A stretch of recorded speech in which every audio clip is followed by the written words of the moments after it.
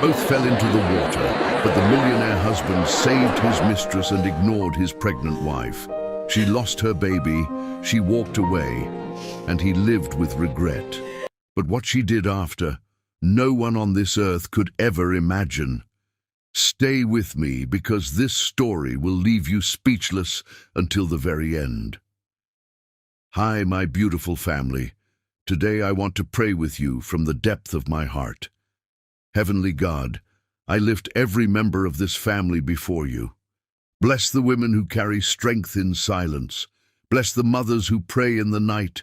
Bless the daughters whose dreams are waiting to shine. Heal those who are sick, comfort those who are broken, and give peace to every heart that listens to these stories with love. But my family, I must also speak with truth. In the last few days, many of you have stopped watching the full stories. You leave in the middle, and this hurts me deeply. It feels as if my hard work means nothing. I stay awake, I write, I pour my soul into every story, not for myself, but for you. Because I love you. I know some who are new here may have trust issues, but trust is built with love, and I have always given you my heart without hiding anything. I'm not here to play games. I'm here to build a family, a place of love, respect, and togetherness. So I ask you today, if your heart is true, write present. If your love is real, write, I am with Mr. Peter. Money could buy everything except the one thing Tom Collins had already destroyed, his own soul. The morning sun filtered through the floor-to-ceiling windows of the penthouse, casting golden rays across marble floors that cost more than most people's homes. Tom Collins stood at the edge of his private terrace, overlooking the city he had conquered through ruthless ambition and calculated moves. At 42, he possessed everything the world deemed valuable: a tech empire worth $8 billion, influence that reached into government corridors, and a reputation that made grown men tremble during boardroom negotiations. But as he adjusted his Armani suit and checked his Patek Philippe watch, Tom felt nothing but cold emptiness where satisfaction should have been. "Tom, your coffee's getting cold." The soft voice belonged to Alison Murphy, the woman who had shared his bed and his name for the past 5 years. She stood in the doorway wearing a silk robe that complemented her dark skin beautifully, her natural hair framing a face that still carried traces of the vulnerability that had first attracted him. Once, that voice had been music to his ears. Once, her gentle presence had been the anchor that kept him grounded in humanity. Now, it felt like chains around his neck. "I'll be right there," he replied without turning around, his voice carrying the practiced warmth of a man who had learned to lie with the fluency of a native speaker. The irony wasn't lost on him. The woman who had taught him how to love had become the woman he was learning to resent. Alison Murphy hadn't always lived in penthouses. 5 years ago, she had been sleeping in a downtown shelter, one meal away from starvation, when Tom's limousine had broken down 3 blocks away. He had been walking to clear his head after another failed business negotiation when he spotted her sharing her meager dinner with an elderly homeless man who looked even hungrier than she did. That moment of selfless compassion had stopped Tom in his tracks. In a world where everyone wanted something from him, here was a woman giving away the little she had to someone who needed it more. He had approached her, expecting nothing, offering help, and finding instead a conversation that lasted until dawn. Alison had been different, genuine in a way that money couldn't manufacture. She laughed at his jokes not because he was rich, but because she found him genuinely funny. She challenged his cynical worldview with optimism that wasn't naive, but earned through surviving genuine hardship. When she looked at him, she saw Tom the man, not Tom the billionaire. Their courtship had been a revelation. For the first time in his adult life, Tom experienced love without calculation, affection without agenda. Alison had refused his gifts initially, suspicious of his motives, making him work to earn her trust. When she finally accepted his proposal, It was because she believed in the man she thought he was becoming, not the empire he had built. The wedding had been featured in Forbes, Vanity Fair, and every major lifestyle magazine. Tech Titan finds love with homeless woman had been the headline that launched 1,000 think pieces about second chances and the humanizing power of love. Allison had hated the attention, but Tom had basked in the positive publicity that portrayed him as a man capable of seeing beyond surface appearances. For 2 years, the fairy tale had been real. Tom found himself softening, making decisions based on ethical considerations rather than pure profit. Allison's influence had led him to establish charitable foundations, fund homeless shelters, and implement progressive employee benefits at his companies. She had made him a better man, and he had genuinely believed that their love would last forever. But success had a way of corrupting even the purest intentions. The transformation had been gradual, so subtle that Tom hadn't noticed it happening until it was complete. The charitable work had become tax write-offs. The employee benefits had become PR talking points.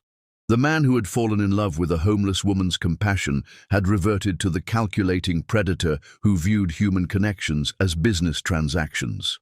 "Tom," Allison's voice carried a note of concern now, "you seem a million miles away lately." He turned to face her, forcing his expression into the mask of loving husband he had perfected through months of practice. Allison stood backlit by the morning sun, and for a moment, Tom glimpsed the woman he had fallen in love with. Her beauty wasn't the manufactured perfection of magazine covers. It was real, earned through struggle, refined by kindness. But the moment passed, replaced by irritation that she couldn't simply leave him alone with his thoughts. "Just thinking about the Patterson deal," he lied smoothly. The Patterson deal had been closed for weeks. He had been thinking about last night, about hands that weren't Allison's exploring his body with hungry desperation. Allison nodded, accepting his explanation with the trust that made his deception both easier and more despicable. She had never questioned his late nights, his weekend business trips, or the subtle changes in his behavior. Her faith in him remained absolute, making her the perfect victim for his betrayal. "I made your favorite breakfast," she said, gesturing toward the dining room. "Blueberry pancakes with real maple syrup." The domestic gesture that once would have melted his heart now felt like performance art, a wife playing a role in a marriage that existed only in her imagination. But Tom smiled and followed her into the dining room, settling into his chair at the head of a table that could seat 20, but now felt cavernous with just the two of them.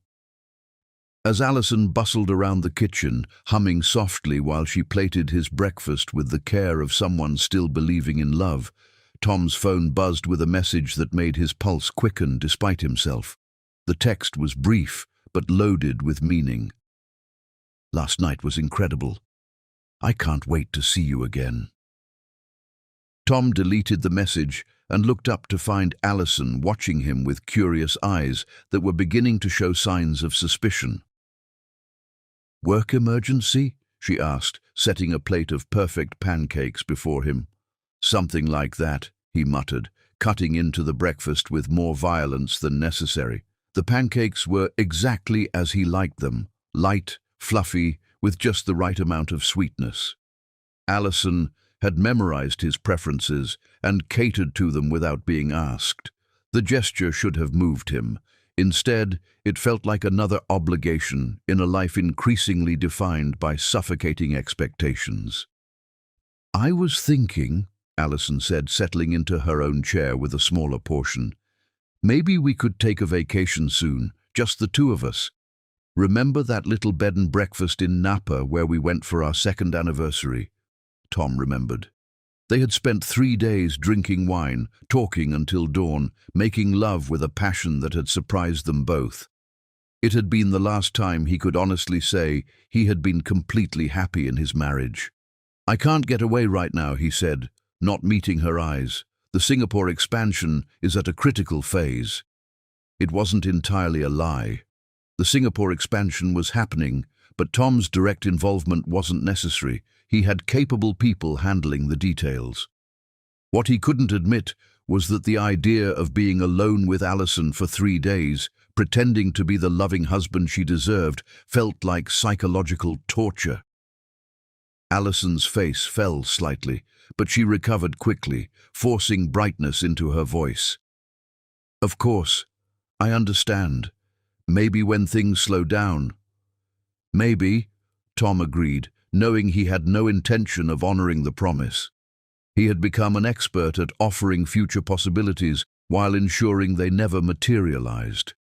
The rest of breakfast passed in silence, punctuated by Alison's attempts at conversation and Tom's monosyllabic responses. She asked about his day, his meetings, his plans for the weekend. He answered with the minimum required words, while his mind wandered to forbidden territory. Soft curves, whispered promises, the intoxication of desire that felt like drowning and flying simultaneously. When his phone rang, Tom felt a surge of relief. "I have to take this," he announced, already standing. "But you haven't finished your—" "It's important," he cut her off, walking toward his study. The call was from his assistant about a routine scheduling matter, nothing that required immediate attention, but it provided escape from the domestic scene that felt increasingly like a prison. Through the study's glass doors, Tom watched Alison clear the breakfast dishes with careful precision.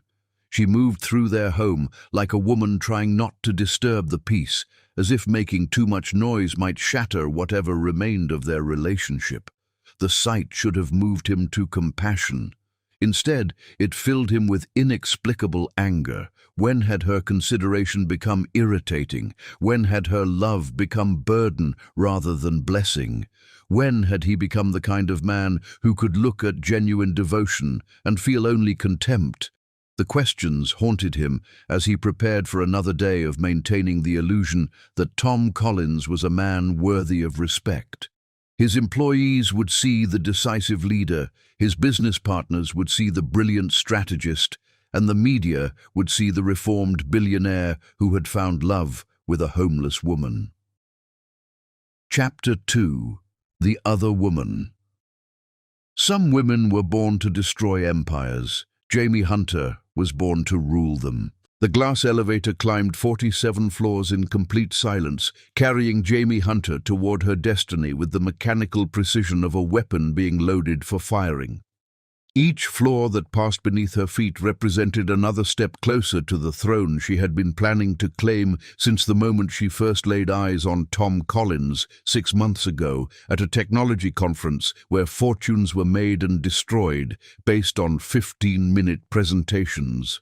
At 28, Jamie possessed the kind of calculated beauty that turned heads and emptied bank accounts, auburn hair that caught light like fire, green eyes that promised everything and delivered exactly what served her purposes, and a smile sharp enough to cut glass, and twice as dangerous to men who mistook beauty for innocence.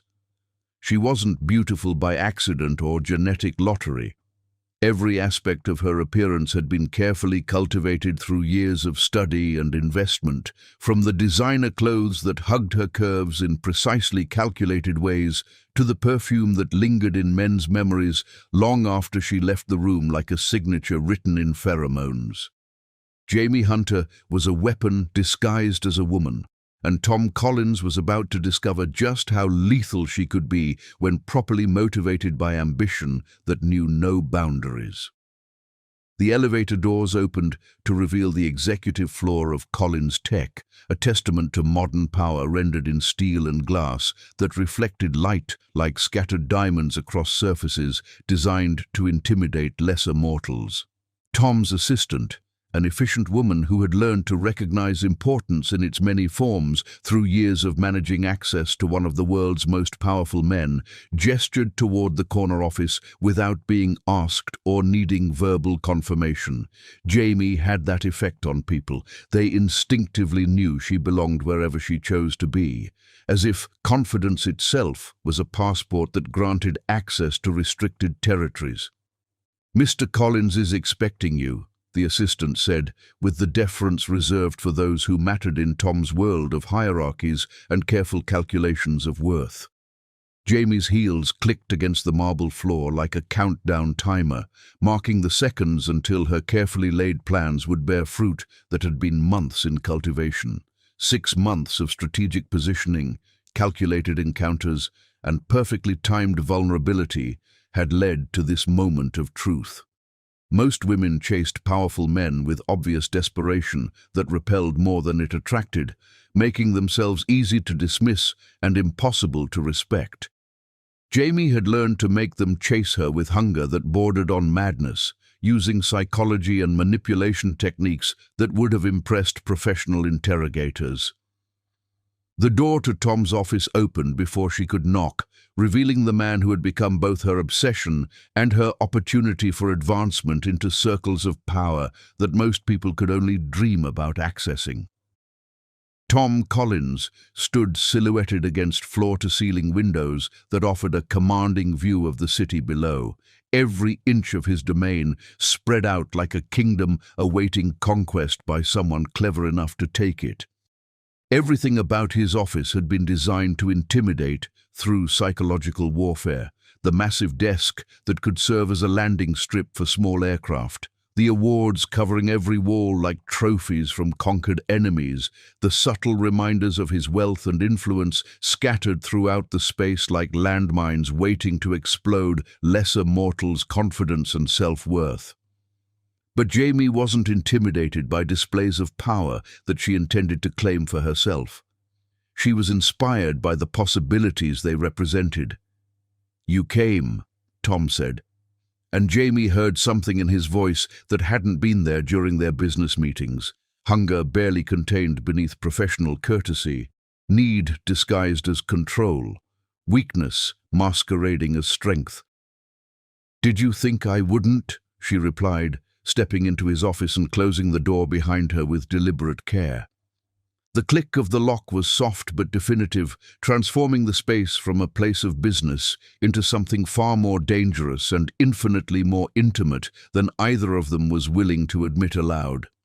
Jamie had met Tom 3 years ago at a tech conference in Silicon Valley, where fortunes were made and lost based on 15-minute presentations and chance encounters in hotel lobbies that could change entire life trajectories. She had been working for a startup that was struggling to survive in an ecosystem dominated by predators like Tom, while he had been the keynote speaker whose every word moved stock prices and whose casual observations could create or destroy entire companies with the power of his reputation alone. Their first conversation had been purely professional. She had approached him with a business proposal that was actually solid, well-researched, and potentially profitable, rather than the desperate schemes most entrepreneurs brought to his attention. Unlike the dozens of hopeful founders who pitched him weekly with half-baked ideas and wishful thinking disguised as business plans, Jamie had done her homework with the thoroughness of a scholar preparing for oral examination by experts who could destroy careers with a single question. She understood his business philosophy better than his own executives, his investment patterns with greater clarity than his financial advisors, his weaknesses and strengths with more precision than his therapist would have possessed if he had been honest enough to seek professional help for his character flaws. She spoke to him as an equal rather than a supplicant, begging for scraps from his table, challenging his assumptions with intelligence that impressed him and confidence that intrigued him in ways that pure beauty could never accomplish. Jamie had studied the psychology of powerful men with academic rigor, learning that they craved intellectual stimulation more than physical attraction, respect more than worship, challenge more than submission. That first meeting had led to a consulting contract worth 6 figures, which had led to regular strategy sessions conducted in his office after business hours, which had gradually evolved into something neither of them had initially intended, but both had secretly desired from the moment they recognized each other as predators operating in the same hunting ground. Jamie had watched Tom's marriage with clinical detachment worthy of a behavioral scientist. noting the subtle signs of his growing dissatisfaction with the dedication of someone studying a fascinating specimen under laboratory conditions. She had observed how he interacted with Alison at public events, the practiced affection that felt rehearsed rather than spontaneous, the careful distance that spoke of emotional retreat from intimacy, the way his eyes sought escape even during moments that should have been intimate and connecting. Jamie understood men like Tom Collins with the expertise of someone who had made a career of studying and exploiting their psychological weaknesses for personal advancement. They were conquerors by nature, driven by the thrill of acquisition rather than the satisfaction of possession, always seeking new territories to claim and new challenges to overcome. Once they owned something completely, it lost its appeal and became just another asset to be managed rather than a prize to be won through effort and strategy. Alison's complete devotion, which had initially attracted Tom like a moth to flame, had become the very thing that made him take her for granted and seek excitement elsewhere. "I've been thinking about our conversation last week," Jamie said, moving to the window and standing just close enough to Tom that he could smell her perfume, a scent chosen specifically for its ability to cloud judgment and inspire reckless decisions in men who believed themselves immune to manipulation. About market expansion and strategic partnerships that could reshape our entire approach to business development. It was code, and they both knew it. Their business discussions had become increasingly personal over the past months, professional language serving as thin camouflage for growing attraction that threatened to consume them both in ways that would have consequences neither was prepared to face honestly. Jamie had perfected the art of plausible deniability through years of practice. Every interaction could be explained as legitimate business if anyone questioned their relationship. Every touch could be dismissed as accidental contact. Every meaningful glance could be reframed as professional interest rather than personal desire. "Which aspect specifically?" Tom asked, his voice rough with barely suppressed desire that made his wedding ring feel like a tourniquet, cutting off circulation to his conscience and moral reasoning. Jamie turned to face him, letting her eyes meet his with the direct gaze that had first caught his attention months ago during a board meeting where she had dismantled a competitor's proposal with surgical precision that had impressed everyone present. "The part about taking calculated risks for exponential rewards that could change everything we think we know about success." The double meaning hung in the air between them like smoke from a fire that was about to consume everything in its path, including the marriage that stood between Jamie and the life she had decided she deserved through superior intelligence and strategic thinking. Tom stepped closer, close enough that Jamie could see the conflict warring in his eyes, guilt battling with want, responsibility wrestling with rebellion, marriage vows crumbling under the weight of desire that felt like destiny but was actually manipulation disguised as fate. She had spent months studying that expression with the dedication of a scientist analyzing data, learning to read the micro-expressions that revealed his internal battle between the man he pretended to be and the man he actually was underneath his carefully constructed public persona. It was the look of a man who knew he was about to make a terrible decision and couldn't stop himself from making it anyway because his capacity for self-control had been systematically undermined through psychological techniques that Jamie had perfected on previous targets.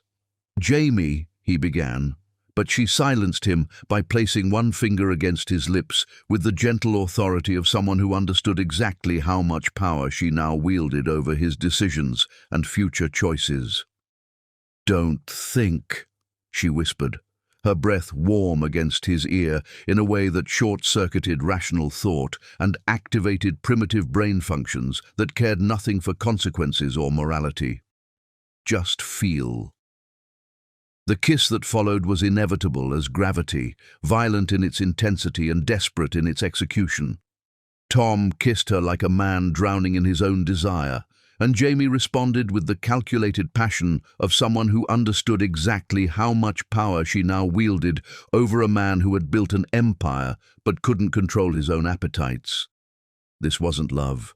It was conquest disguised as romance, ambition wearing the mask of affection, manipulation perfected through years of practice on lesser targets who had taught her valuable lessons about the weaknesses of powerful men. Jamie Hunter was patient, calculating, and absolutely certain that she would win this game she had created because she had never met anyone who played it better than she did. Chapter 3. Signs of New Life. Hope was the cruelest gift life could offer a woman whose husband had already chosen another. Alison Murphy stared at the pregnancy test with trembling hands, watching as 2 pink lines appeared to confirm what her body had been telling her for weeks. After 5 years of marriage and 2 years of unsuccessful trying, she was finally carrying Tom's baby. The irony cut deep. She had gotten pregnant during the worst period of their marriage, when Tom seemed most distant and disconnected from their life together. But maybe this was exactly what they needed. Maybe a baby would remind Tom of what truly mattered, would bring him back from whatever cold place he had retreated to in recent months. Maybe their love could be reborn along with their first child. The bathroom tiles were cold against her bare feet as she sat on the edge of the bathtub, holding the test like a sacred relic. Through the door, she could hear Tom moving around their bedroom, getting ready for another day of meetings that seemed to consume more of his attention than his wife ever did. Part of her wanted to burst through that door immediately and share the miraculous news. But another part, the part that had learned to read the warning signs in his behavior, urged caution. Tom had been different lately in ways that went beyond normal work stress. He answered his phone in hushed tones, left the room for calls he claimed were business-related, and came home carrying the subtle scent of perfume that wasn't hers. When she tried to discuss her concerns, he deflected with the skill of a man who had practiced deception until it became natural as breathing. But a baby would change everything. A baby would give him a reason to fight for their marriage instead of running from it. Alison spent the morning planning how to share the news. She wanted the moment to be perfect, memorable, worthy of the magnitude of what was happening. This wasn't just a pregnancy. It was a miracle, a second chance, a bridge back to the man she had fallen in love with. The idea came to her while she was watering the orchids in their greenhouse terrace, a party. Not just any party, but an elegant gathering of their closest friends and business associates. She would make the announcement publicly, surrounded by people who would witness Tom's joy and hold him accountable to the happiness he would surely feel. Alison threw herself into the planning with the desperation of a woman trying to save her marriage through sheer force of will. She hired the best caterers, arranged for live music, and sent invitations to everyone who mattered in their social circle.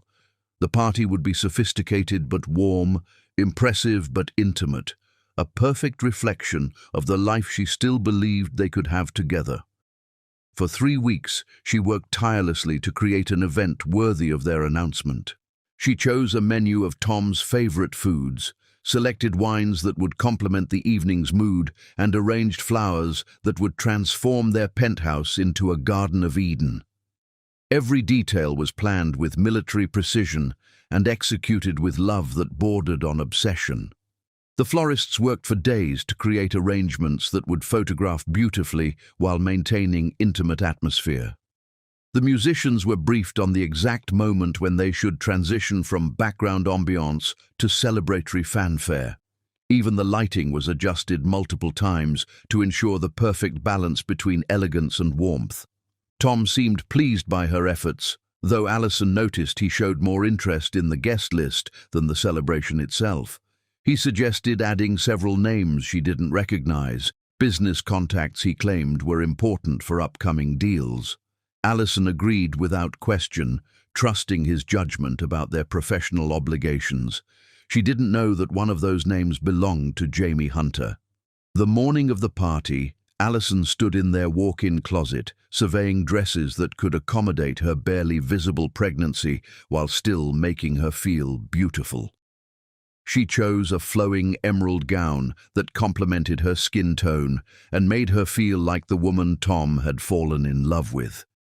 As she applied makeup with unusual care, Allison allowed herself to imagine Tom's reaction when she shared their news. He would be shocked first, then overjoyed. He would sweep her into his arms and spin her around while their guests applauded. He would look at her with the love that had been missing from his eyes for months. He would remember why he had chosen her, why their love story had captivated the world, why their future together was worth fighting for. The fantasy sustained her through the final preparations, through the arrival of caterers and musicians, through the transformation of their home into a stage for what she believed would be the most important performance of their marriage. As the first guests began arriving, Allison took her place beside Tom at the entrance, playing the role of perfect hostess while her heart hammered with anticipation. She had planned every moment of the evening except the one that would destroy everything she held dear. Tom stood beside her, handsome in his custom tuxedo, greeting their guests with the charm that had built his empire.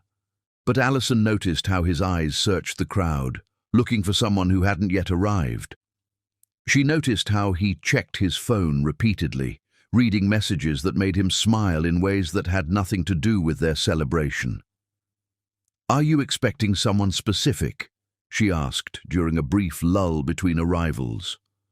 "Just making sure all the important people are here," Tom replied, his attention already shifting to the next guest walking through their door. Allison felt a chill that had nothing to do with the evening air.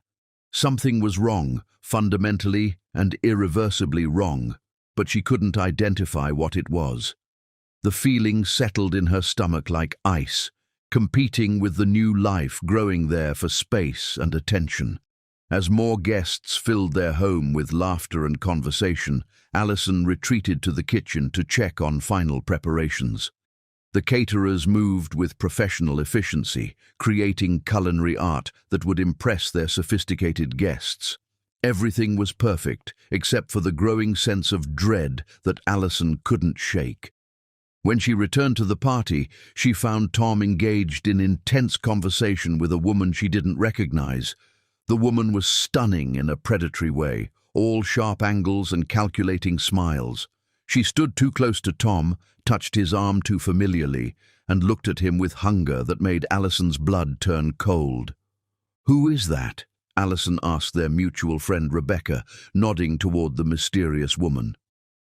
"Jamie Hunter," Rebecca replied with obvious distaste. "Some kind of business consultant.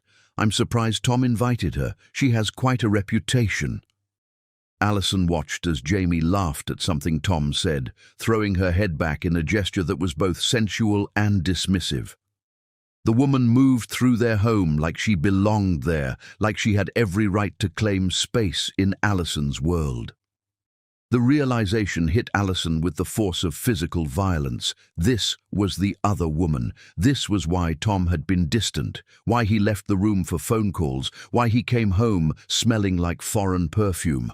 The pregnancy announcement that was supposed to save their marriage was about to become the moment she learned it was already dead. Her hands moved instinctively to her abdomen, protecting the life growing there from knowledge that would devastate them both. Allison Murphy was about to announce new life to a man who had already chosen another woman to share his future. Chapter 4. The Drowning Point. In the moment when everything changed forever, Tom Collins revealed exactly who he had become. The party had reached its crescendo of elegant conversation and refined laughter when disaster struck with the sudden violence of a lightning bolt splitting a perfect sky, transforming paradise into purgatory in the space of a heartbeat. Allison stood beside the infinity pool that overlooked the city like a liquid mirror, reflecting 1,000 dreams that were about to shatter into irreparable fragments, her heart pounding so violently she could feel it in her throat as she prepared to make the announcement that would change their lives forever.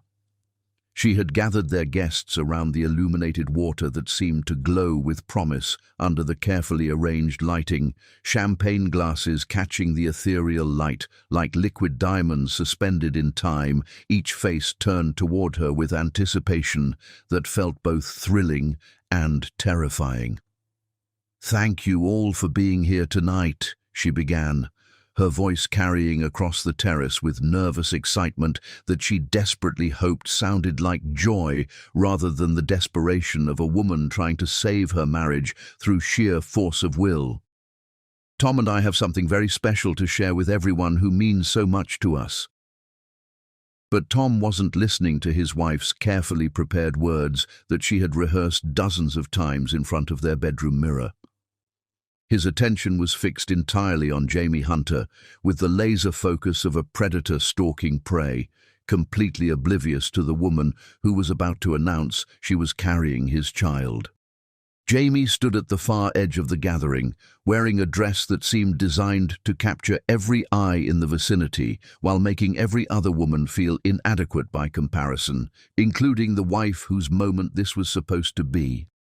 The red silk clung to her body like a second skin painted on by an artist obsessed with perfection, and when she moved, it was with the predatory grace of a woman who knew exactly what effect she was having on the man who was supposed to be celebrating his wife's announcement, but couldn't tear his gaze away from his mistress. "As many of you know," Alison continued, her voice growing stronger as she drew courage from the life growing inside her, unaware that she was speaking to a crowd whose attention was divided between her words and the obvious tension crackling between her husband and his mysterious guest, like electricity before a storm that would destroy everything in its path. "Tom and I have been hoping for this moment for a very long time." The words hung in the air, like a prayer offered to gods who had already decided to answer with cruelty instead of blessing. The accident happened in slow motion, each second stretching into eternity as chaos erupted around the peaceful gathering like a bomb exploding in a cathedral during Sunday service. Jamie had been standing too close to the pool's edge, her expensive heels perched precariously on marble that had been polished to mirror brightness, leaning forward to hear something Tom was whispering in her ear with the intimacy of lovers sharing secrets that couldn't be spoken aloud without destroying the facade they were both maintaining. The other guest, a business associate whose name would be forgotten in the chaos but whose clumsiness would change multiple lives forever, bumped into Jamie while reaching for champagne from a passing waiter's silver tray, his elbow catching her shoulder with enough force to upset the delicate balance she had been maintaining on stiletto heels that were designed for beauty rather than stability. She stumbled backward, her designer heels slipping on the wet marble that surrounded the pool like a death trap disguised as luxury, arms windmilling desperately as she fought for balance that had already been lost to physics and poor positioning. The collision sent her crashing into the water with a splash that sent waves across the perfectly maintained surface like ripples from a stone thrown into still water, shattering the evening's carefully constructed perfection in an instant. The impact was violent enough to create a secondary collision that pulled Alison into the disaster she had been watching with growing horror and dawning realization about her husband's true priorities. She had been processing the sight of her husband openly flirting with another woman at their own party, the party she had planned to celebrate their coming child, when Jamie's falling body struck her with the force of a battering ram, sending them both plunging into the chlorinated depths that suddenly felt as cold as Arctic Ocean and twice as merciless. The water was shockingly brutal, a violent contrast to the warm evening air that had made the party feel like paradise before it became the setting for her personal apocalypse. Alison felt her evening gown, the one she had chosen specifically to hide her early pregnancy while still looking beautiful for this special announcement that was supposed to bring them closer together, tangle around her legs like seaweed designed by malevolent gods to drag her down. The weight of the wet fabric pulled her toward the bottom of her own pool with relentless determination. The dress that was supposed to make her beautiful for the most important moment of her marriage becoming a death trap that threatened to end her life before she could tell anyone about the new life growing inside her. Panic seized her throat like invisible hands, choking away her breath as chlorinated water rushed into her lungs, burning like acid and filling her with terror that transcended anything she had experienced during her homeless years, when death had been a daily possibility, but never quite this immediate or ironic. She thrashed desperately toward what she hoped was the surface, fighting against fabric and water and the growing realization that she might die in her own pool while her husband saved another woman.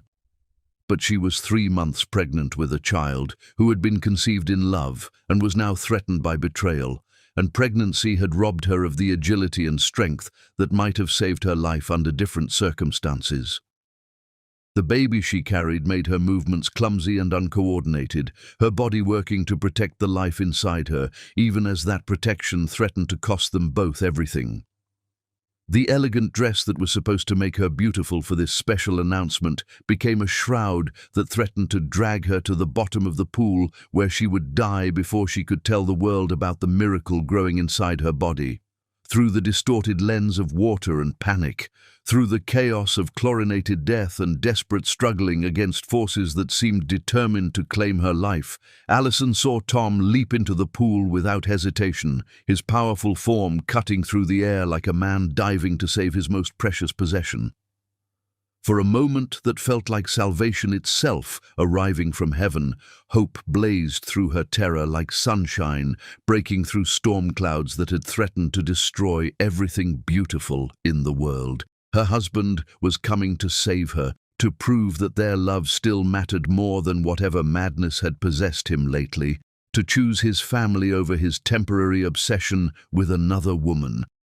Then she realized he was swimming in the opposite direction, with powerful strokes that carried him away from his drowning wife and toward the woman who had destroyed their marriage. Tom's athletic form cut through the water with desperate urgency that revealed his true priorities more clearly than any words could have conveyed as he reached Jamie Hunter, whose red dress billowed around her like blood in the water, like a wound that was bleeding out everything good and pure in their world. He pulled her against his chest with the care of a man tending to his most precious possession, as if her life was the only one that mattered in the universe, while his pregnant wife fought for breath beneath the surface that might as well have been an ocean away from his attention. The guests screamed and pointed from the pool deck, their voices seeming to come from another dimension as Allison watched her husband save another woman while she drowned in water that tasted of chlorine and broken dreams and the death of everything she had believed about love and loyalty and the man she had married. She felt something inside her break that would never heal, not just her heart, but her capacity to believe that love could triumph over selfishness, that marriage vows meant anything to men who viewed them as temporary contracts subject to cancellation when more attractive opportunities arose. "Someone help her!" Rebecca screamed from the pool deck, her voice cutting through the chaos like a sword through silk, pointing at Allison's struggling form with horror that reflected what everyone was witnessing. "She's drowning! Why isn't anyone helping her?" The question hung in the air, like an accusation directed at every guest who was watching a woman die while her husband rescued his mistress with devotion he had never shown his wife. The darkness was closing in around the edges of her vision, like curtains drawing shut on the final act of her marriage, when strong hands grabbed her shoulders and hauled her toward the surface with the efficiency of someone trained in emergency rescue procedures. Her savior wasn't her husband, who was supposed to love her more than life itself. It was Morgan Willis, a man she barely knew who had attended their party as a business acquaintance's guest, but possessed more honor than the man she had married. He had thrown off his expensive jacket without hesitation and dove into the pool fully clothed when it became clear that Tom had no intention of rescuing his own wife from the water that was claiming her life while he played hero for another woman. Morgan's powerful arms cut through the water that had nearly become Allison's grave, his legal training having included emergency response certification that now saved a life Tom was willing to sacrifice for his mistress's safety. Other guests helped lift her onto the deck with urgent efficiency, where she collapsed in a coughing, shivering heap that resembled nothing so much as a broken doll discarded by a careless child who had grown bored with toys that no longer entertained him. Pool water and champagne mixed with tears on the marble surface as Allison fought to breathe through lungs that felt filled with concrete and betrayal and the weight of understanding that her marriage had been a lie. "Call an ambulance!" Morgan shouted, his voice cutting through the chaos with legal authority that commanded immediate obedience from guests who had been frozen in shock. "Now! And someone get her a blanket! She's going into shock from hypothermia and trauma." Through her haze of pain and oxygen deprivation that made the world seem like it was viewed through frosted glass, Allison saw Tom climbing out of the pool with Jamie in his arms, like a groom carrying his bride across the threshold into their new life together. He was speaking to her in urgent, tender tones that Allison recognized from their own courtship, words of love and concern that she had believed were reserved for her alone. Tom was checking Jamie for injuries with the care of a man tending to his most precious possession while completely ignoring his wife's fight for survival just 20 feet away, as if Allison had become invisible the moment he made his choice about which woman deserved to live. Jamie clung to him with theatrical desperation that would have been laughable if it weren't so effective, playing the role of damsel in distress with Academy Award-worthy conviction that fooled no one except the man whose judgment had been compromised by months of systematic manipulation and ego-stroking that had convinced him she was worth destroying his family to possess. Not once did Tom look in Allison's direction. Not once did he check to see if his wife was breathing, conscious, or even alive after the trauma that might have killed her and the baby she was carrying. The paramedics arrived within minutes that felt like hours of watching her husband tend to his mistress with devotion that should have belonged to his family, their professional competence a stark contrast to the emotional chaos that had erupted around the pool like a natural disaster striking paradise without warning. They loaded Allison onto a stretcher with efficient care, while Morgan provided rapid-fire answers to their medical questions with the precision of someone whose legal training had taught him to observe details that others missed, especially details that might become important in future legal proceedings. He had noticed things about her condition that her own husband had missed completely, the way she was protecting her abdomen even while drowning, the careful way she had been moving throughout the evening as if guarding something precious, the subtle signs that suggested she might be carrying more than just herself into this disaster that would reshape multiple lives. "Is she pregnant?" the lead paramedic asked quietly, checking her vital signs with practiced efficiency while preparing her for transport to trauma specialists. "I think so," Morgan replied, his hand finding Allison's as they wheeled her toward the ambulance that would carry her away from the scene of her marriage's death. "But she hasn't made any official announcement yet." Allison squeezed his hand with what little strength she possessed, grateful beyond words for this stranger's compassion, in a world where her own husband had abandoned her to die for the sake of impressing his mistress with heroics that revealed his true character.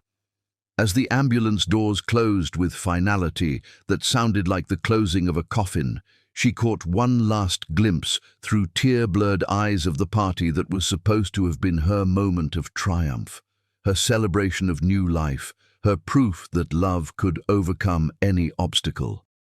Tom was still focused entirely on Jamie, who was refusing medical attention with dramatic flair while accepting his devoted ministrations like a queen, receiving tribute from a devoted subject who had proven his loyalty by sacrificing his family on the altar of her ego. Tom Collins had made his choice in the water, and now everyone would live with the consequences of that single moment of moral bankruptcy that revealed his soul's true contents. Chapter 5. Shattered Dreams. enhanced version. The human heart can survive many betrayals, but watching the man you love choose another woman over your unborn child breaks something that never heals. The hospital room smelled of antiseptic and broken dreams, a sterile environment that couldn't mask the human tragedy unfolding within its white walls, that had witnessed countless moments of loss, but rarely circumstances quite this cruel. Alison lay motionless in the narrow bed, her dark skin ashen against the white sheets that seemed to drain color from everything they touched, IV tubes snaking from her arms like mechanical vines, feeding life into a body that felt hollow and abandoned by hope itself.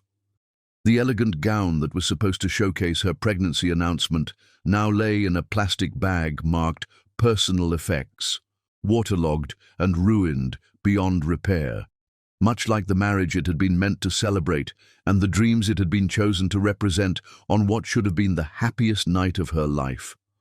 Morgan Willis had refused to leave the waiting room, despite having no legal right to be there, despite being a virtual stranger whose only connection to Alison was the moment he had pulled her from the water while her husband saved another woman. The uncomfortable visitor's chair had been designed for brief visits rather than the vigil he had maintained for 18 hours. His expensive suit wrinkled from diving into the pool and his eyes red from exhaustion and rage that he was struggling to contain. "Is there any family we should contact?" Nurse Patricia Williams asked Morgan with professional concern that couldn't quite hide her personal disgust at the circumstances. She had been working trauma cases for 15 years and had never seen a husband abandon his wife so completely during a medical emergency. Her husband was at the party, Morgan replied carefully, not wanting to reveal too much about domestic situations he didn't fully understand. He should have been contacted by now. Should have been, yes, Nurse Williams agreed with pointed emphasis that suggested she knew more about Tom's absence than professional courtesy allowed her to express directly. But some men have different priorities when their wives need them most. The medical team had been efficient and thorough, running tests that would determine whether the near drowning had caused complications beyond what was immediately visible. Dr. Elizabeth Chen emerged from the examination room with an expression that carried the weight of delivering news that would destroy worlds and reshape the understanding of loss for everyone who heard it. "The tests confirm what we suspected based on her symptoms and the way she was protecting her abdomen during the rescue," Dr. Chen said, her voice carrying professional calm that couldn't mask the personal anger underneath. Mrs. Collins was approximately 12 weeks pregnant when she was admitted. The word "was" hung in the sterile air like a death sentence handed down by a judge who showed no mercy for dreams that had been murdered by circumstance and cruelty that defied basic human decency. Morgan felt his hands clench into fists as the full magnitude of what had happened crashed over him like waves against rocks that couldn't withstand the endless assault of truth. Not only had Tom Collins chosen to save his mistress over his wife in a moment that revealed his true character, he had cost them their unborn child through that choice, making his betrayal complete in ways that defied human understanding of cruelty and selfishness. "The miscarriage was caused by the stress of the near-drowning incident," Dr. Chen continued with clinical precision that couldn't mask her own disgust at the circumstances that had led to this preventable tragedy. The combination of oxygen deprivation, physical trauma, and extreme emotional shock created conditions that made pregnancy loss inevitable. In cases like this, where the mother experiences severe stress during the first trimester, the body often cannot maintain the pregnancy, even if the mother survives the initial trauma. Dr. Chen had seen many cases of pregnancy loss due to domestic violence during her career, but this situation was particularly cruel because the violence had been emotional rather than physical, the abandonment complete rather than partial, and the choice public rather than private, witnessed by dozens of people who would remember Tom's priorities for the rest of their lives. When Alison stirred, her eyelids fluttering as consciousness returned like dawn, breaking over a battlefield where only casualties remained. The medical team moved with practiced efficiency, while Morgan stepped back to allow professionals to do their work. "Mrs. Collins, you're safe. You're in Metro General Hospital," Dr. Chen said with gentle authority that had been trained to deliver terrible news with compassion that couldn't eliminate pain but could provide framework for processing it. Allison's eyes opened slowly, confusion giving way to recognition, and then to devastating memory that crashed over her like waves, drowning someone who was already underwater.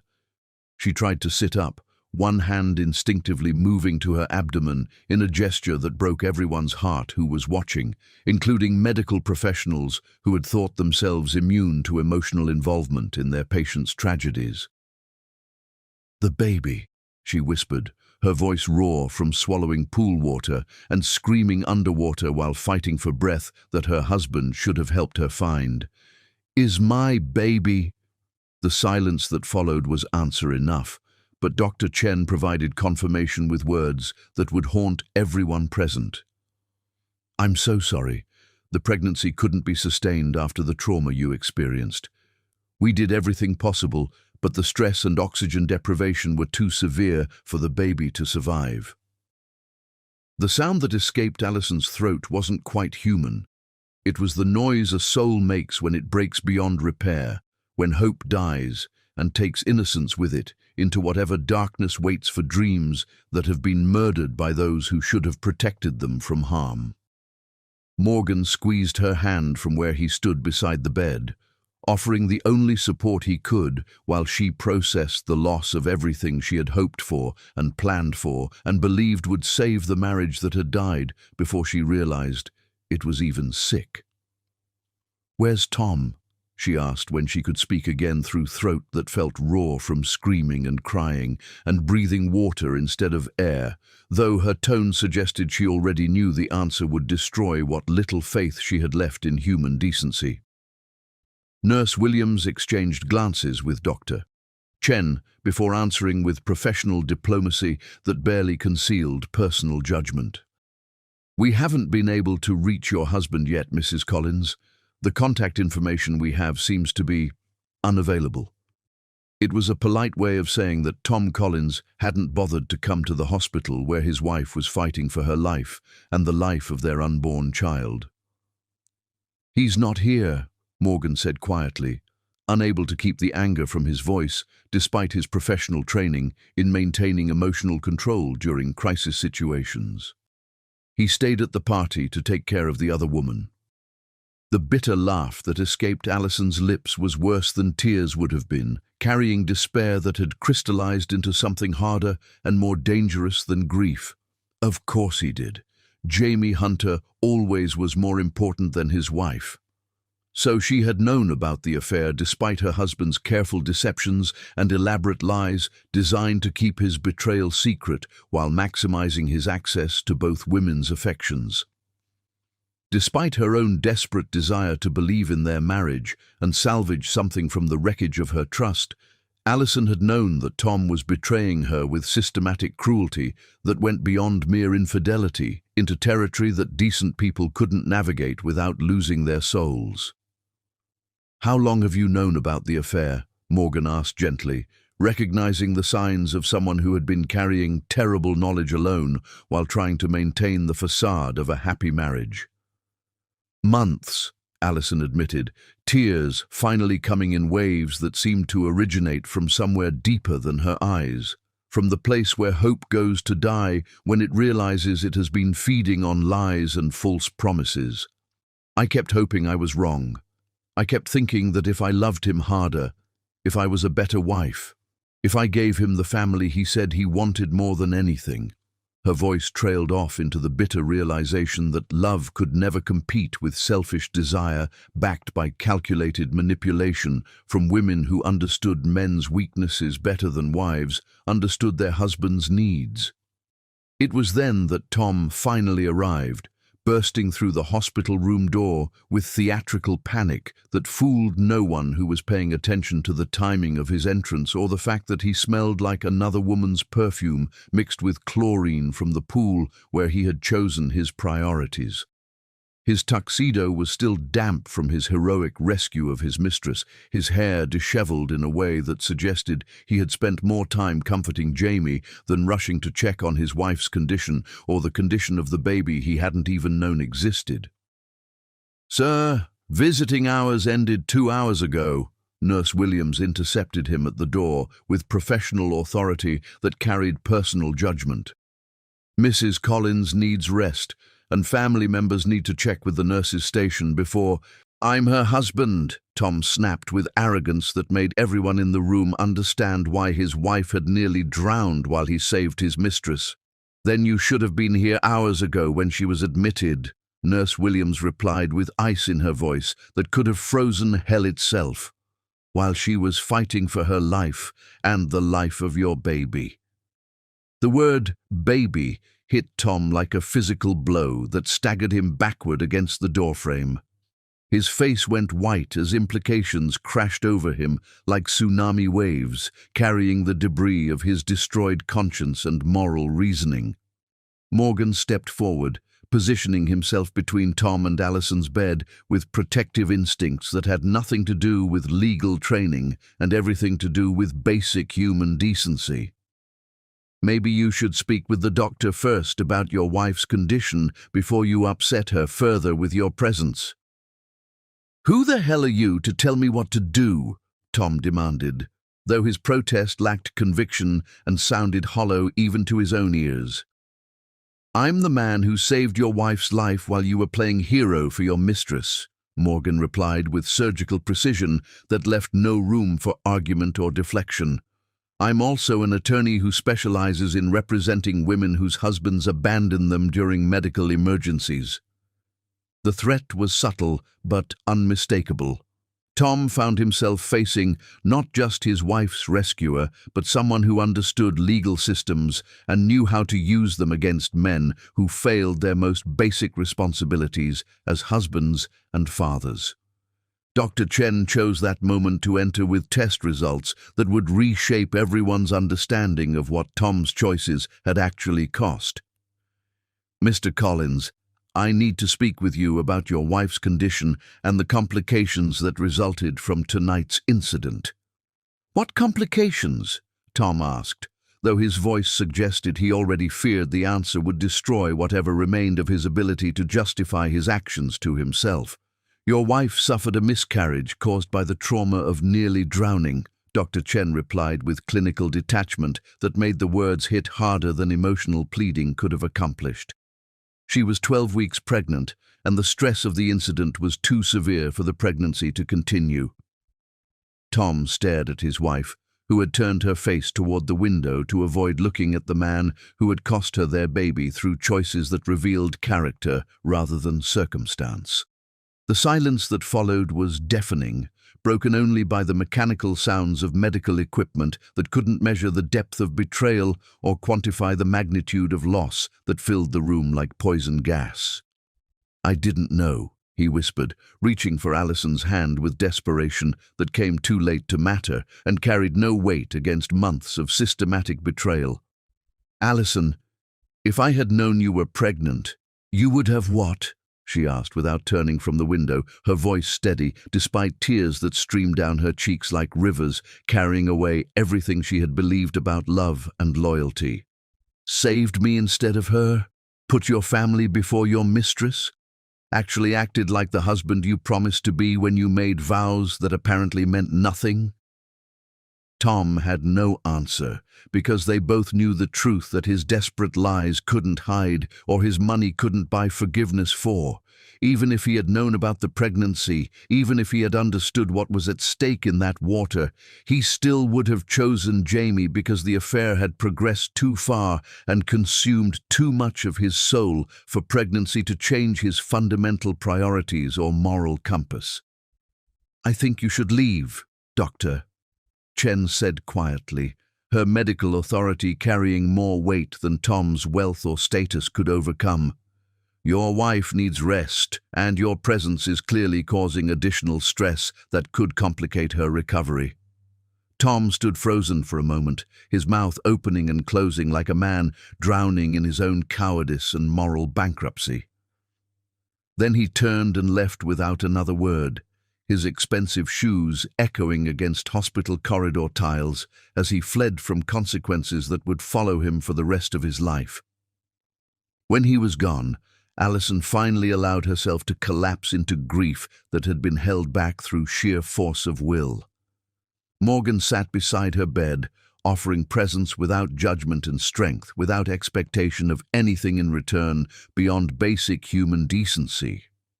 "He doesn't deserve you," Morgan said when her tears finally subsided. "No," Alison agreed, wiping her eyes with tissues that felt rough against skin made sensitive by salt water and betrayal. "He doesn't, but I loved him anyway, and that love just killed our baby." Alison Murphy had lost everything that mattered to her, and now she was ready to take everything that mattered to Tom. Chapter 6. The Great Escape, enhanced with active scenes. Freedom was just another word for having nothing left to lose. The safe house apartment felt like a cocoon where Alison Murphy could finally shed the skin of the woman who had trusted too much and loved too blindly. 3 days after losing her baby and her illusions, she sat in the window seat overlooking a tree-lined street where normal people lived normal lives without bodyguards or prenuptial agreements or husbands who chose mistresses over unborn children. The modest space was furnished with care but without luxury, comfortable chairs that invited rest rather than demanded admiration, books that had been chosen for content rather than appearance, and windows that offered views of real life instead of empire building that corrupted souls through its pursuit. The phone rang at exactly 3:47 p.m., cutting through silence that had become her first taste of peace in months. "Mrs. Murphy." The voice was unfamiliar, careful, respectful in ways that Tom's voice had stopped being years ago. "This is Morgan Willis. I wanted to check on your recovery and discuss some legal matters that require immediate attention." "I'm alive," Alison replied, her tone flat as week-old champagne, but carrying undertones of steel that hadn't been there when she was playing the role of devoted wife. "That's more than Tom expected when he left me to drown in my own pool." There was a pause that stretched long enough for Morgan to recognize the sound of someone who had moved beyond grief into something colder and infinitely more dangerous to men who underestimated women's capacity for strategic thinking. "There's something we need to discuss face to face," he said carefully, choosing words that wouldn't spook someone who had every reason to distrust anyone connected to her former life. "About your legal options, about making sure Tom Collins faces consequences for what he did to you and your baby." "Legal options?" Alison's voice sharpened with interest that surprised them both with its intensity. "What kind of legal options are available to women whose husbands choose mistresses over unborn children? The kind that ensure men like your husband discover that actions have consequences they can't buy their way out of, no matter how much money they've stolen to finance their betrayals. I'll be there in an hour if you're willing to listen." When Morgan arrived carrying files that would reshape Alison's understanding of what justice could accomplish, he found her in jeans and a sweater that made her look vulnerable until you saw her eyes. Those eyes had changed fundamentally in the days since the hospital. They belonged to someone who had learned that nice girls get betrayed and broken women get even through methods that men like Tom never saw coming.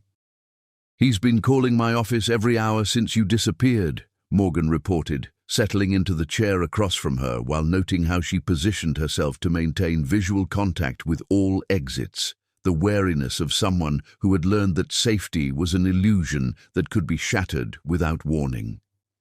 "Demanding to know where you are, threatening lawsuits that would be thrown out of court, offering bribes that would be illegal if I accepted them, and career-ending if I reported them."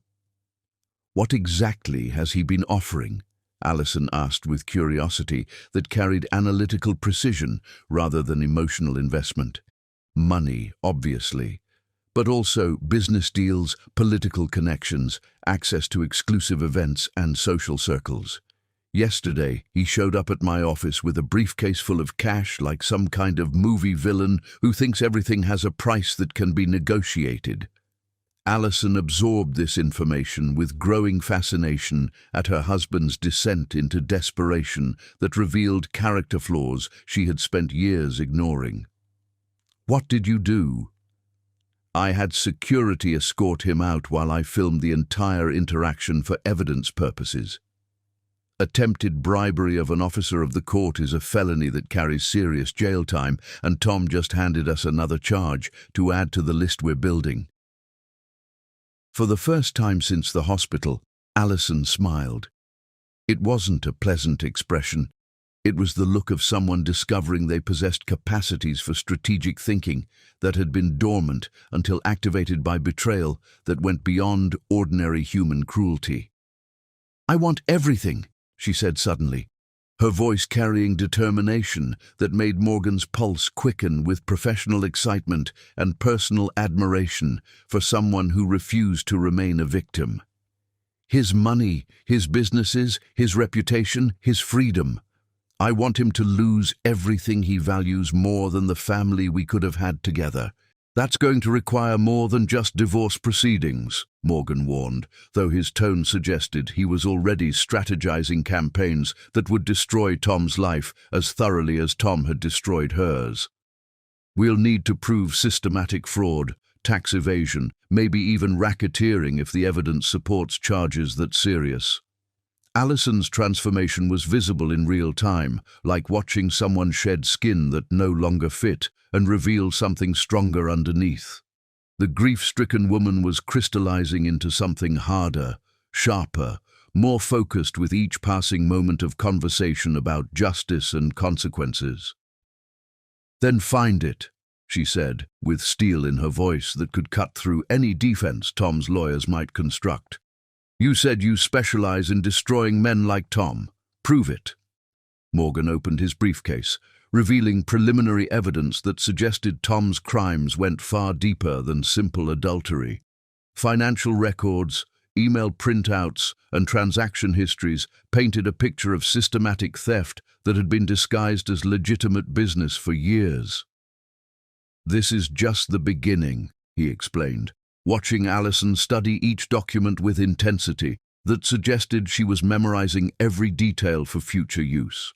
Tom Collins built his empire through shortcuts and criminal activity that seemed clever at the time, but created vulnerabilities that skilled investigators can exploit. As autumn settled over the city like a blanket covering the evidence of summer's warmth, Alison found herself looking forward to the coming battle with anticipation that would have made her former self unrecognizable to anyone who had known her as Tom's devoted wife.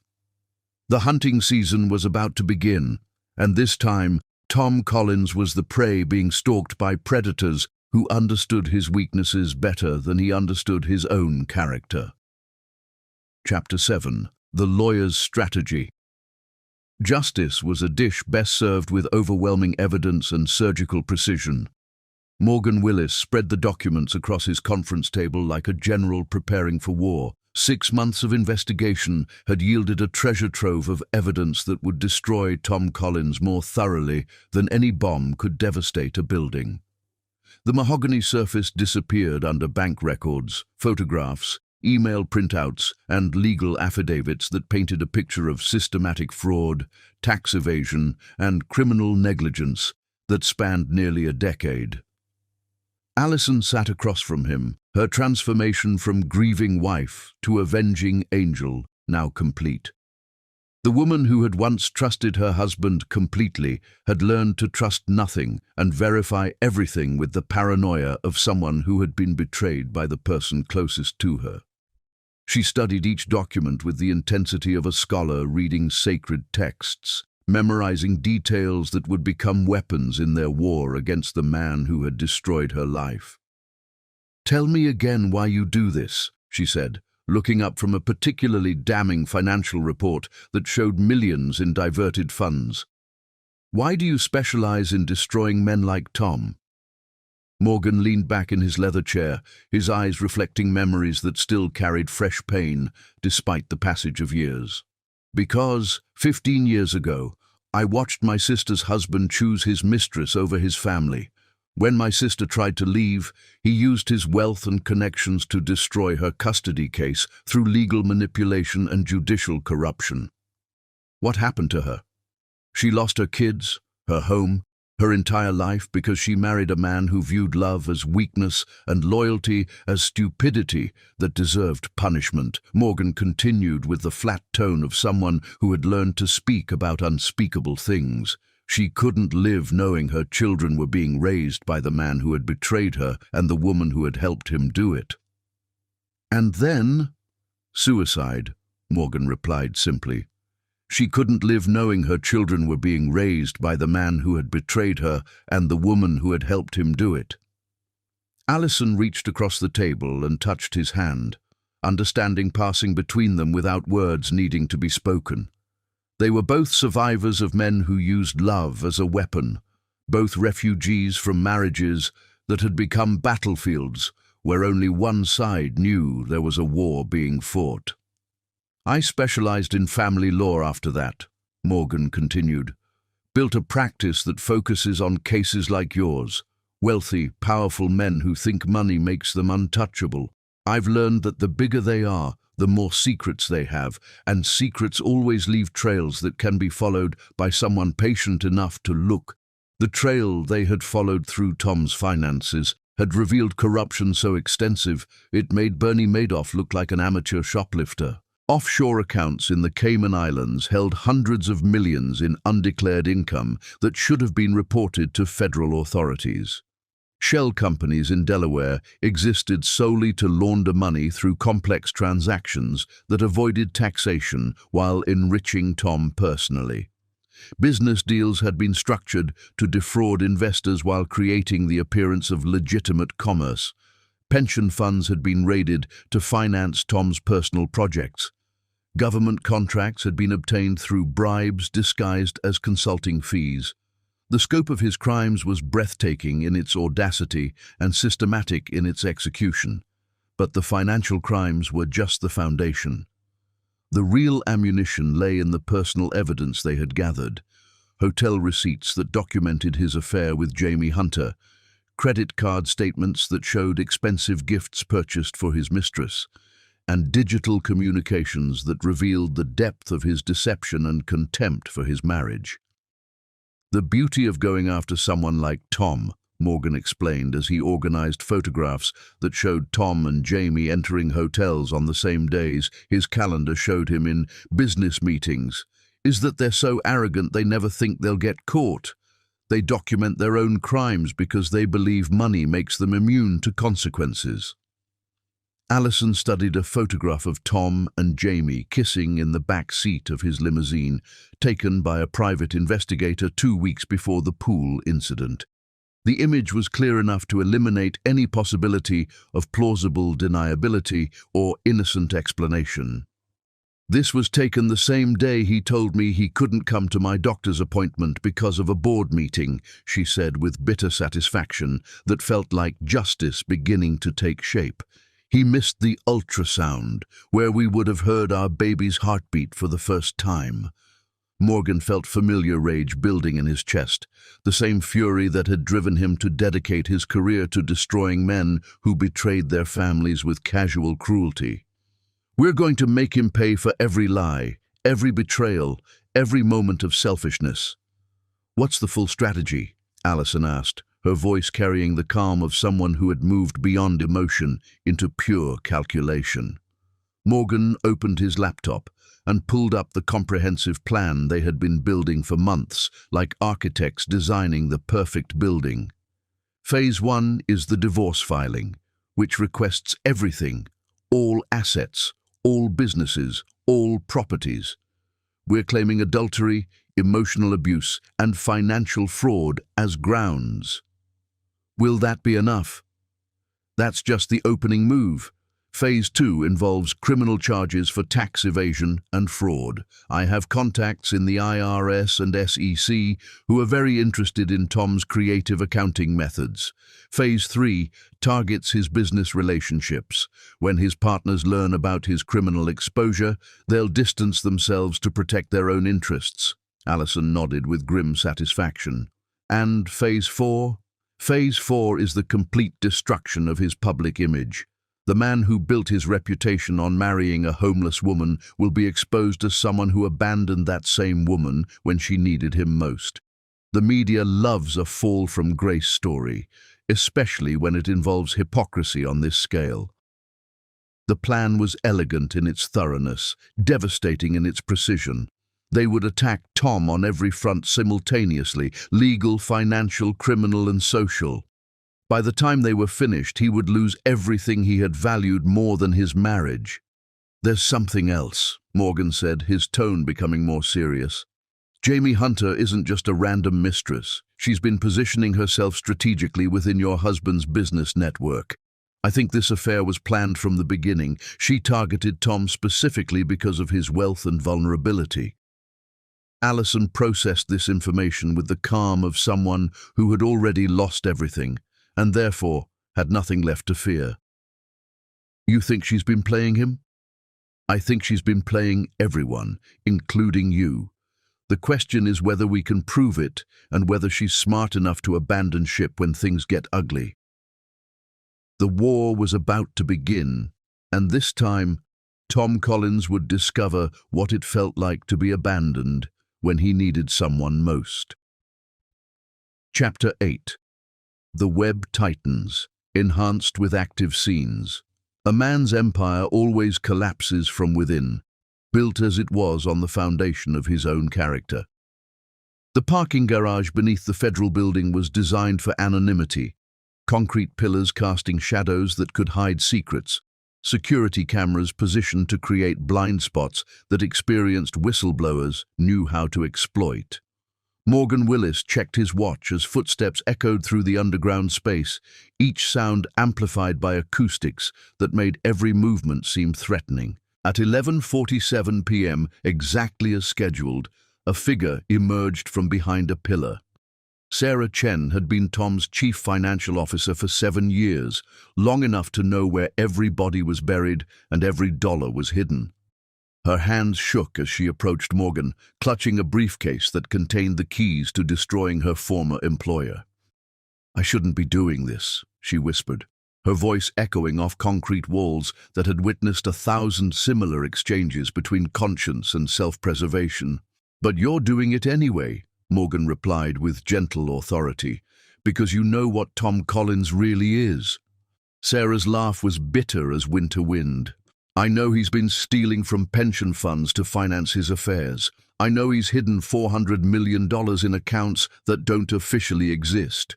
I know he planned to divorce his wife the day after their baby was born to avoid looking like he abandoned a pregnant woman." She opened the briefcase, revealing flash drives, documents, and printed emails that represented years of criminal activity, documented by someone who had been forced to participate, but had refused to stay silent forever. "This contains everything," Sarah said, her voice growing stronger with each word. "Bank records, wire transfers, audio recordings of Tom planning tax evasion strategies, everything you need to put him away for life." Morgan accepted the briefcase with reverence appropriate to receiving evidence that would deliver justice for crimes that had destroyed innocent lives. "Why now? Why are you coming forward?" "Because I was at that party," Sarah replied, tears mixing with rain that had begun falling through the garage's ventilation system. "I watched him choose his mistress over his pregnant wife. I watched a good woman nearly die while he played hero for a calculating bitch who was recording everything for her own protection." Sarah wiped her eyes with hands that still trembled from the magnitude of what she was revealing. "I have a daughter, Mr. Willis. Someday she might marry a man like Tom Collins. I want her to live in a world where such men face consequences for destroying families." "You're doing the right thing," Morgan assured her, though they both knew the right thing often came with prices that honest people had to pay while criminals escaped accountability. "I know," Sarah replied with quiet dignity. "That's why I'm doing it despite the cost to my own career and safety." 3 days later, the cracks in Tom's empire became visible to everyone who had eyes to see and intelligence to interpret what they were witnessing. The Regency Hotel's private dining room had been Tom's favorite venue for entertaining clients who required discretion and luxury in equal measure. But tonight, the atmosphere felt poisonous as Tom faced David Morrison, the client whose account had provided the cover for his affair with Jamie Hunter. "I'm terminating our relationship," Morrison announced without preamble, his voice carrying the finality of a judge pronouncing sentence. "Effective immediately." Tom nearly choked on his wine. "David, we've been partners for 8 years. The returns on your investments have been exceptional." "The returns were built on money stolen from other clients," Morrison interrupted, sliding a folder across the mahogany table. "I know about the shell companies. I know about the Cayman accounts. I know you've been using my legitimate investments as cover for criminal activity." Tom opened the folder with hands that had begun shaking uncontrollably. Inside were photocopies of bank records, transaction histories, and financial documents that should have been impossible for Morrison to access without inside help. "Where did you get these?" Tom demanded, though he already suspected the answer would terrify him. "From people who work for you, people who got tired of being accessories to crimes they never signed up to commit." Morrison stood, straightening his tie with the satisfaction of a man who had just avoided legal contamination through decisive action, people who decided their consciences were worth more than their paychecks. Tom watched his most important client walk away, noting how the restaurant staff avoided eye contact as Morrison passed their stations. Even the waiters knew that Tom Collins had become persona non grata in circles where reputation mattered more than money. Back at his penthouse, that felt more like a mausoleum with each passing day, Tom poured his 4th drink of the evening and dialed Jamie's number with fingers that barely functioned due to alcohol and stress. "We need to talk," he said when she answered after 6 rings. "I'm busy," Jamie replied, her voice carrying distance that hadn't been there during their passionate months of secret meetings. "Busy with what? I'm falling apart here and you're busy." The silence stretched between them like a chasm that was growing wider with each passing second. "Tom," Jamie said finally, her tone carrying the patience reserved for explaining simple concepts to slow children, "I think we should take a break until things calm down." "Take a break?" Tom's voice rose to a pitch that would have embarrassed him if he had retained any capacity for shame. "Jamie, I left my wife for you. I risked everything for you. You can't just—" "I never asked you to leave your wife," Jamie interrupted with clinical precision. "I never asked you to risk anything. Those were your choices, made for your reasons." The phone went dead in Tom's hand, leaving him alone with the echo of his own desperation bouncing off walls that had once seemed to promise infinite possibility, but now felt like they were closing in to crush everything he had foolishly believed he could control.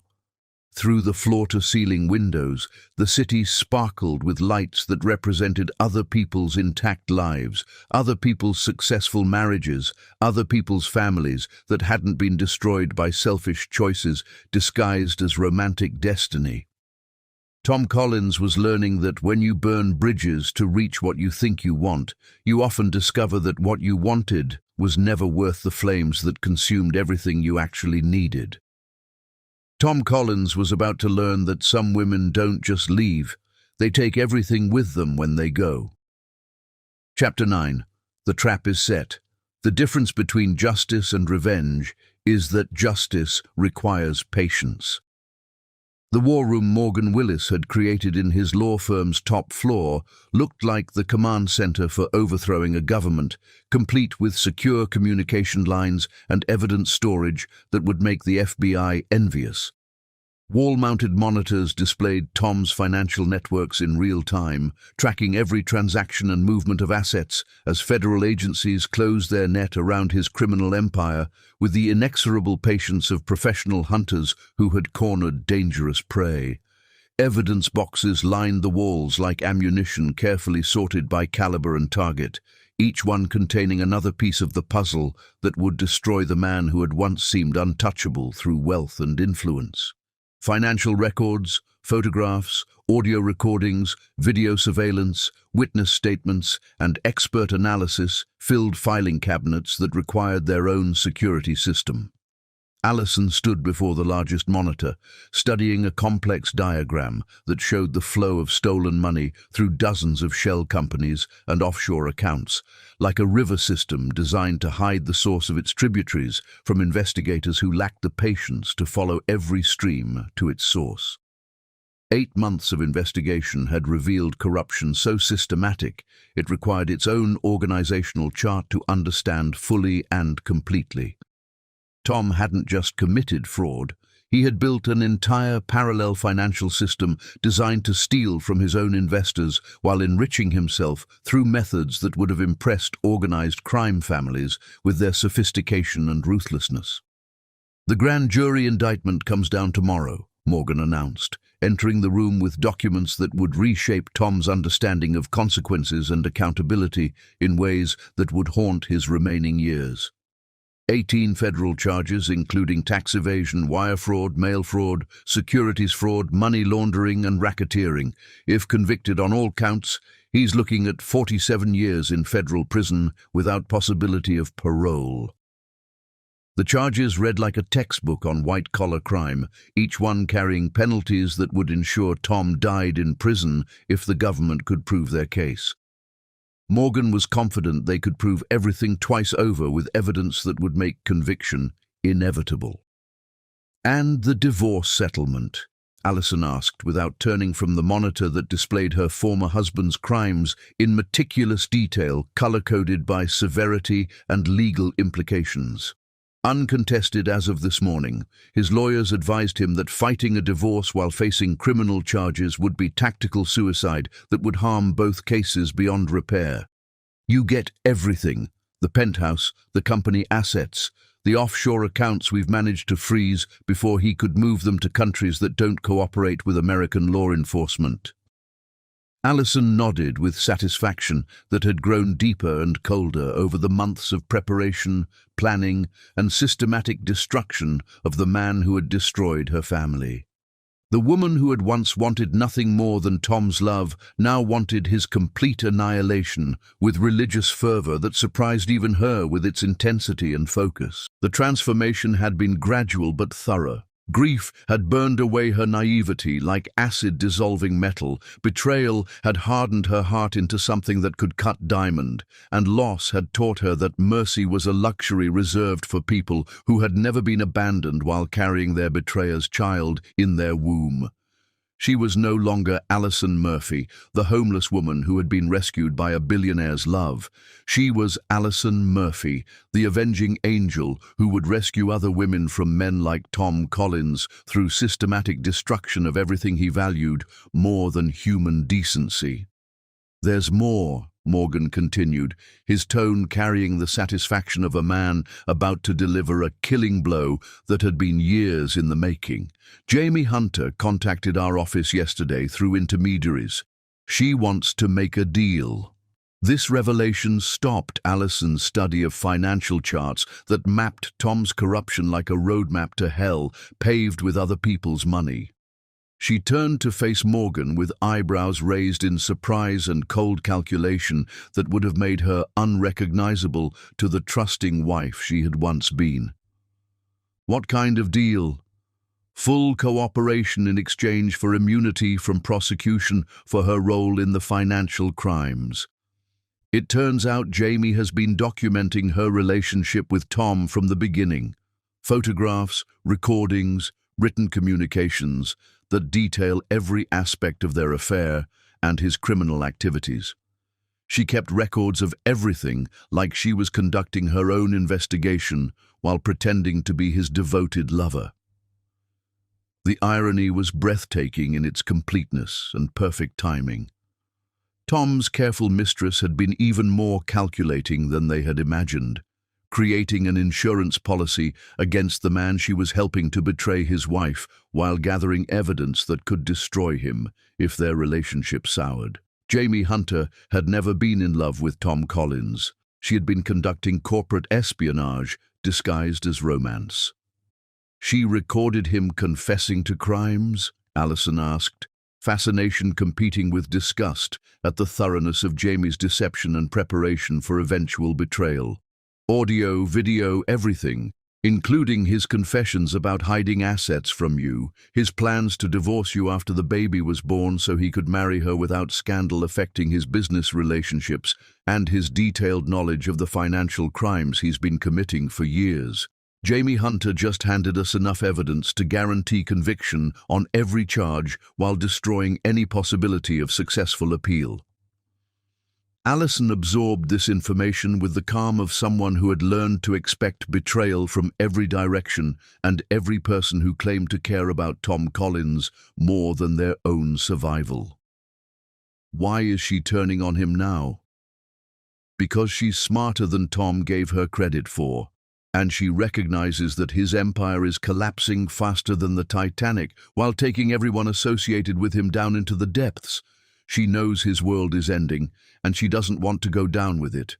Better to be the government's star witness with immunity than Tom's co-defendant facing decades in federal prison.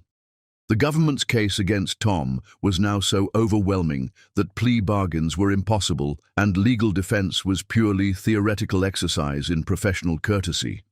His own lawyers had begun distancing themselves, citing ethical concerns about representing someone whose crimes were so extensively documented that defending him would be professional suicide that could destroy their own careers. The man who had once commanded armies of legal talent worth thousands of dollars per hour was reduced to public defenders who viewed his case as career-ending assignment that no one wanted and everyone tried to avoid through bureaucratic maneuvering. But the legal destruction was only part of Morgan's comprehensive strategy, designed to ensure Tom never recovered from his fall, even if he somehow avoided maximum prison sentences. The real masterpiece was the social and professional annihilation that would ensure his name became synonymous with betrayal and corruption in business circles that valued reputation above everything else. Business partners were being shown evidence of his crimes before it became public knowledge, giving them opportunity to sever relationships before the scandal destroyed their own reputations through association with a man who had become toxic to everything he touched.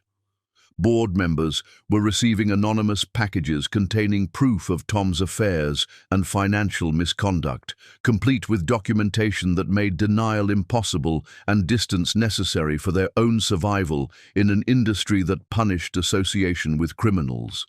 The tech industry, which had once celebrated Tom as a visionary leader whose success inspired others to achieve greatness, was systematically excising him from their community like surgeons removing cancer that threatened the health of the entire organism.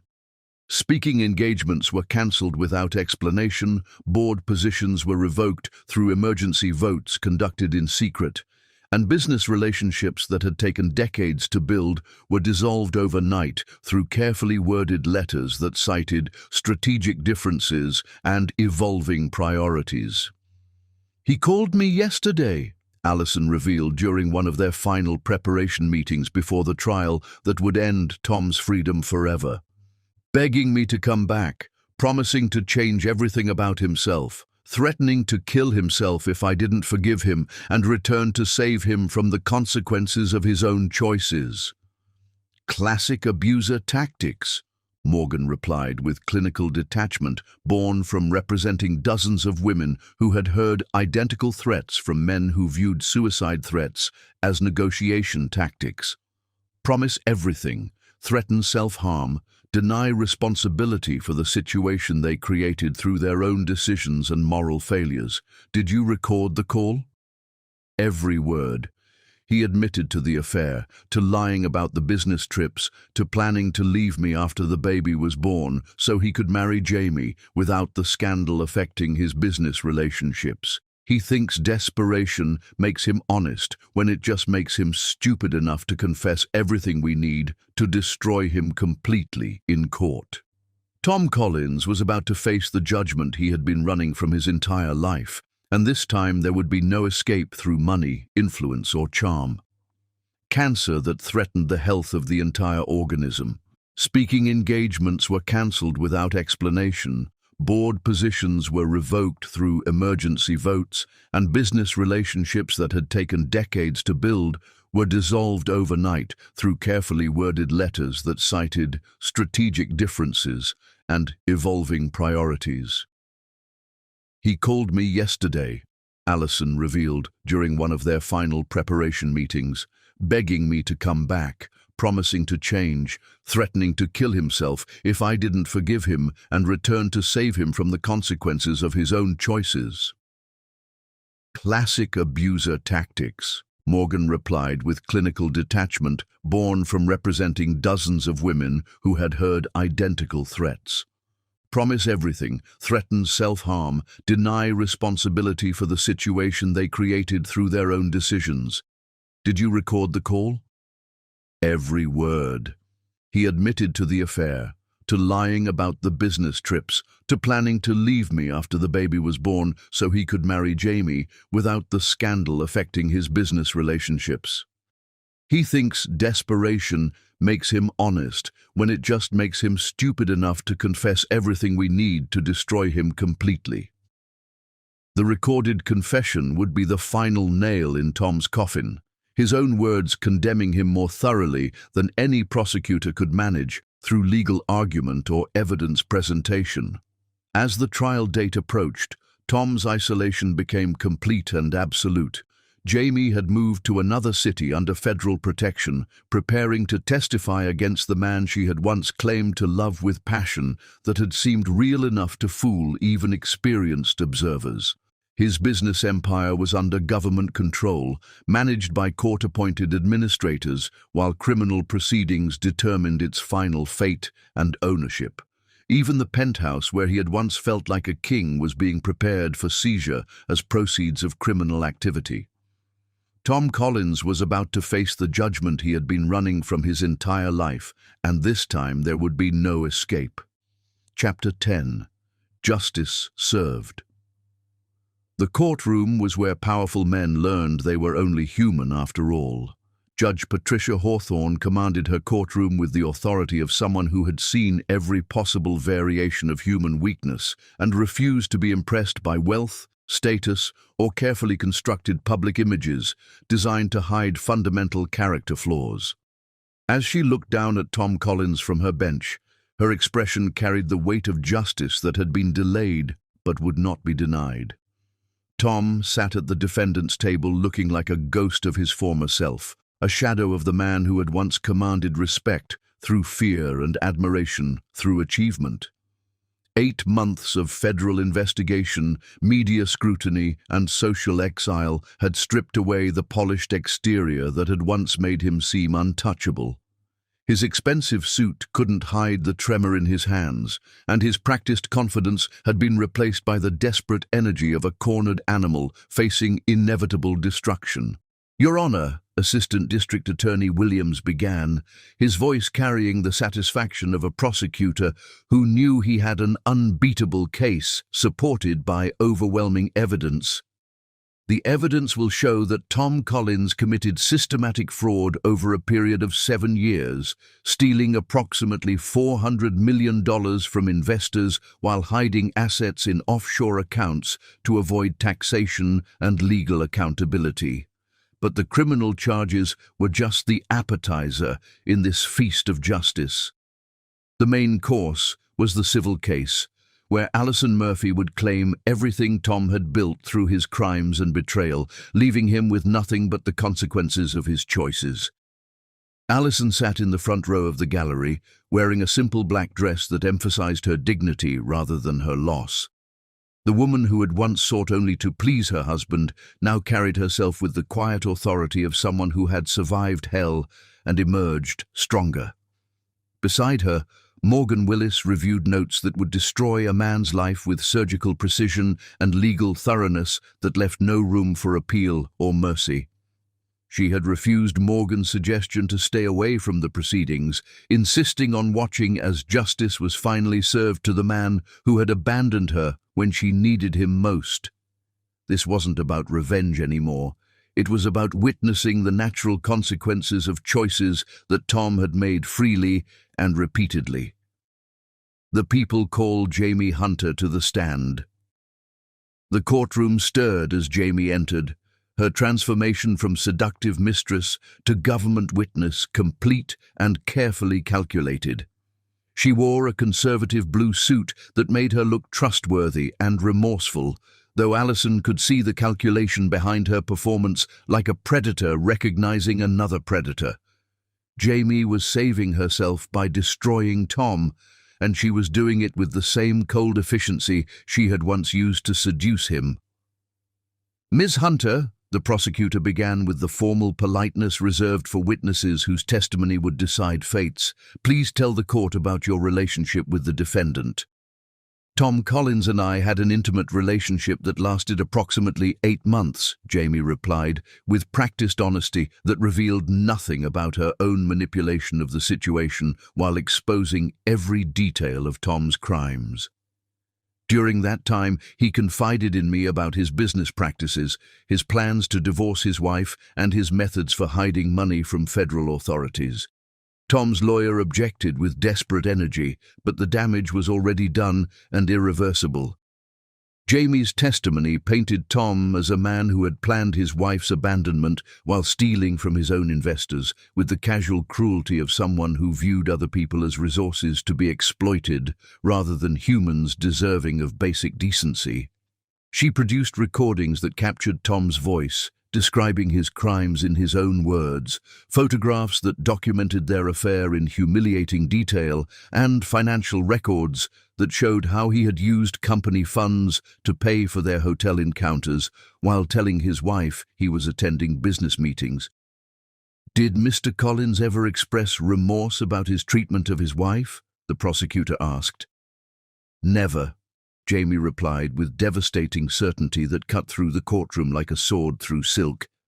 "He told me she was weak, that she held him back from achieving his full potential, that marrying her had been a publicity stunt that outlived its usefulness." Allison felt no pain at hearing these words. She had moved beyond hurt into something colder and more permanent than mere emotional reaction. This public confirmation of Tom's contempt for their marriage only strengthened her resolve to take everything he valued in return for everything he had taken from her. When Jamie finished her testimony, she walked past Tom's table without a glance, her expensive heels clicking against marble floors with the sound of nails being driven into a coffin. The woman who had once whispered promises of love and loyalty had just delivered the death blow to the man who had risked everything for her attention and received nothing but betrayal in return. Tom watched her leave with the expression of someone finally understanding that he had been played by a master manipulator who made his own deceptions look amateur and pathetic. The people call Morgan Willis to the stand. Morgan's testimony was clinical in its precision and devastating in its thoroughness. As both witness and Allison's attorney, he walked the jury through the timeline of Tom's betrayal with the skill of someone who had made a career of exposing men who used their power to destroy the women who loved them. "Mr. Willis, you were present at the party where the incident occurred. Please describe what you witnessed with your own eyes." "I saw Mr. Collins make a choice that revealed his true character beyond any possibility of misinterpretation," Morgan replied, his voice carrying the authority of unshakable truth. "When both women fell into the pool, he immediately swam to save his mistress while leaving his pregnant wife to drown. I had to rescue Mrs. Murphy myself while her husband tended to his lover." "Did Mr. Collins know his wife was pregnant at the time of this incident?" She was preparing to announce the pregnancy at that party. The entire gathering was planned to celebrate their coming baby. Mr. Collins chose to save his mistress instead of the mother of his unborn child, and that choice cost them both the baby and the marriage.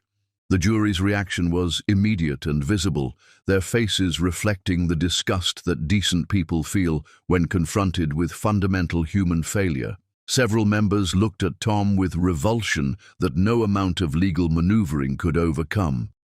Others shook their heads with the disappointment reserved for witnessing someone fall from grace through their own moral bankruptcy.